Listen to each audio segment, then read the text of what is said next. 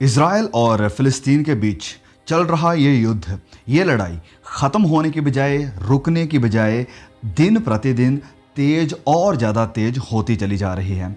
आज तकरीबन 11वां डे है, 11वां दिन है इस लड़ाई को चलते हुए, और हम देख सकते हैं कि दोनों तरफ से, फ़िलिस्तीन की तरफ से और इजरायलियों की तरफ से बहुत से लोगों की जानें जा चुकी हैं।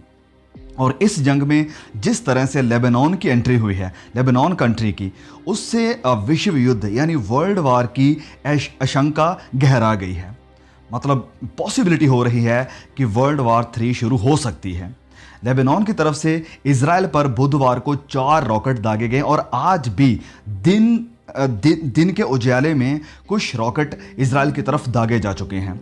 इसके जवाब में इजराइल ने भी हवाई हमले किए हैं। इजरायली सेना ने बताया है कि लेबनान से 4 रॉकेट उत्तरी इजराइल में दागे गए हैं और 1 रॉकेट खुले इलाके में गिरा दिया गया है और 2 समुद्र में गिरा दिए गए हैं और 1 को हवा में ही इजराइल की सेना के द्वारा, इजराइल डिफेंस सिस्टम के द्वारा ख़त्म कर दिया गया है।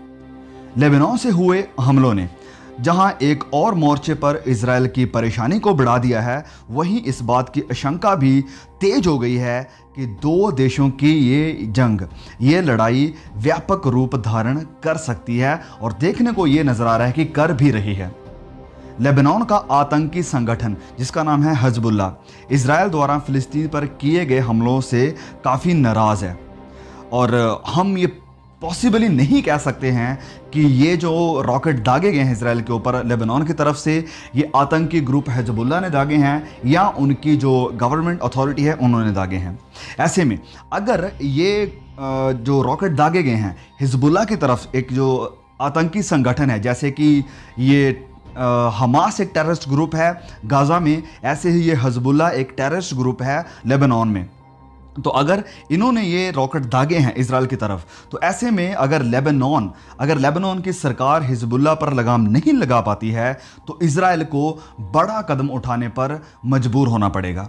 और इस स्थिति में अब अगर हम देखें तो तुर्की सहित तमाम मुस्लिम देश, तकरीबन 57 जो मुस्लिम देश हैं अरब से, वो एक सुर में इजराइल के खिलाफ मोर्चा खोल सकते हैं और तुर्की रूस को लगातार अपने खेमे में लाने की कोशिश कर रहा है। लगातार तुर्की के जो मिनिस्टर हैं वो प्रेशर डाल रहे हैं रूस के ऊपर कि वो इसमें कुछ कार्रवाई करे, और हम देख पा रहे हैं कि ये लड़ाई बहुत ही ज़्यादा गहरी और पूरे संसार को इसने हिला दिया है। पूरे विश्व में, पूरी दुनिया में लोग 2 हिस्सों में इस युद्ध को लेकर बंट चुके हैं। कुछ लोग जो इजराइल के साथ खड़े हैं, कुछ लोग जो फ़िलिस्तीन यानी गाज़ा के साथ खड़े हैं। और अगर हम देखें तो पिछले 10-11 दिनों में तकरीबन 4000 रॉकेट इजराइल के ऊपर दाग दिए गए हैं। 4000 रॉकेट, हम इमेजिन कर सकते हैं कि 4000 रॉकेट जिस प्रकार से इस छोटे से देश के ऊपर दागे जा रहे हैं, तो उन लोगों का बचना कितना ही मुश्किल होता होगा। लेकिन क्योंकि इजराइल के पास बहुत ही बढ़िया एक डिफेंस सिस्टम है, आयरन डोम है, जो कि रॉकेट्स को इंटरसेप्ट कर देता है, उन्हें हवा में ही ख़त्म कर देता है। लेकिन जैसे मैंने पिछले वीडियो में बता दिया था, जब मैंने इजराइल के ऊपर वीडियो बनाया था, कि सारे के सारे रॉकेट को ये आयरन डोम इंटरसेप्ट नहीं कर सकता है। तकरीबन 90 to 95% तक ही वो इन्हें रोक सकता है, और इसी वजह से कुछ रॉकेट्स इजराइल के ऊपर गिरे हैं तेल अवीव में, और भी कई इजराइल के इलाकों में गिरे हैं और काफ़ी नुकसान भी हुआ है। और अगर इजराइल के पास ये सारी प्रोटेक्शन, ये सारी सुरक्षा ना होती, तो इजराइल के अंदर मैं सोचता हूँ कि जिस प्रकार 4000 हमास टेररिस्ट ग्रुप ने रॉकेट दागे हैं, शायद ही इजराइल का कोई भी इंसान बच पाता। तो अब ये सारा विवाद देखकर, जैसे मैंने बताया है कि लोग 2 हिस्सों में बढ़ चुके हैं, और यहाँ तक कि हमारे इंडिया में भी कुछ लोग इजराइल के साथ खड़े हैं, कुछ लोग फ़लस्तीन के साथ खड़े हैं, और वहीं हमारे जो मसीह भाई बहन हैं वो लगातार इजराइल को सपोर्ट कर रहे हैं, कह रहे हैं कि हम इजराइल के साथ हैं। लेकिन हमें सोचना चाहिए ये कहने से पहले कि हम इजराइल के साथ हैं, इस बात को जवाब देने से पहले कि हमें किसके साथ खड़ा होना चाहिए, मैं एक बहुत ज़रूरी बात हम सबसे कहना चाहता हूँ। कई लोग, हमारे जो क्रिश्चियन भाई बहन हैं, वो कह रहे हैं कि इंडिया को अब इजराइल के साथ खड़े होना चाहिए, लेकिन ऐसा नहीं हो सकता है। इंडिया की बहुत सारी मजबूरियां हैं जिसकी वजह से इंडिया इजराइल की सपोर्ट में कुछ नहीं कह पा रहा है और ना ही अभी तक कुछ बयान दिया है। बहुत सारी मजबूरियां हैं, लेकिन एक जो सबसे सिंपल मैं बताना चाहता हूं वो ये है कि इंडिया से इंडिया से अरब देशों में जाकर, जो कि 57 अरब देश हैं, बहुत से देश हैं, यूएई, कतर, कुवैत, दुबई, मतलब सीरिया, इराक, सऊदी अरबिया देश हैं, जॉर्डन जैसे हो गए। इन सभी देशों में कितने हमारे हिंदुस्तानी भाई बहन जाकर काम कर रहे हैं।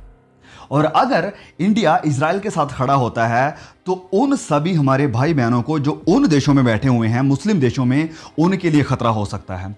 क्योंकि एक पहली पॉसिबिलिटी ये हो सकती है कि वो सभी हमारे हिंदुस्तानी भाई बहनों को उन अरब देशों से निकाल सकते हैं। दूसरी पॉसिबिलिटी ये भी हो सकती है कि उनके ऊपर खतरा भी हो सकता है कि आप हिंदुस्तानी हमारे देश के खिलाफ, हमारे लोगों के खिलाफ खड़े हुए हैं। तो इस वजह से इंडिया को बहुत ही सोच समझ कर कोई भी कदम उठाना पड़ेगा, कुछ बोलना पड़ेगा। तो इस वजह से मैं हमारे मसीह भाई बहनों को कहना चाहता हूँ कि हमें एक तरफे खड़े नहीं होना चाहिए कि मैं इजराइल के साथ हूँ। यस, हम लोग जानते हैं कि इजराइल जो देश है वो परमेश्वर का चुना हुआ देश है, वो धरती है कनान का देश है, जिसे परमेश्वर ने अब्राहम को दिया था। और उसके बाद इजराइल देश का जो इजराइल नाम पड़ा वो पड़ा है याकूब से, याकूब जो कि अब्राहम का पोता था।